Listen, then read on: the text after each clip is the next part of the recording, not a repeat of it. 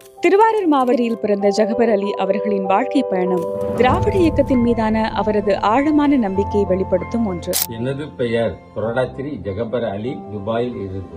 நடுத்தர குடும்பத்தில் பிறந்த ஜகபர் அலி கொரடாச்சேரி அரசு மேல்நிலைப் பள்ளியில் தனது பள்ளி படிப்பை முடித்தார். அவரது தந்தை காதர் மொய்தீன் சவுதி அரேபியாவில் மஜித்தில் பணிபுரிந்தவர். தனது 15 வயதில் கலைஞரின் பொதுக்கூட்டத்தில் கலந்து கொண்டது ஜகபர் அலி அவர்களின் வாழ்க்கையில் ஒரு திருப்பு முனையாக அமைந்தது. சொந்த ஊரில் 20 ஆண்டுகள் பணியாற்றிய இவர் 2008 முதல் துபாயில் தனியார் நிறுவனம் ஒன்றில் பணியாற்றி வருகிறார். மாணவராக இருந்த காலத்தில் திராவிட அரசின் பேருந்து கட்டண சலுகை அட்டை உள்ளிட்ட பல்வேறு திட்டங்களால் பயனடைந்த இவர் பெண்களின் நிதி சுதந்திரத்திற்கும் குடும்பங்களின் மேம்பாட்டிற்கும் உதவும் மகளிர் உரிமை தொகை திட்டத்தை பெரிதும் பாராட்டுகிறார்.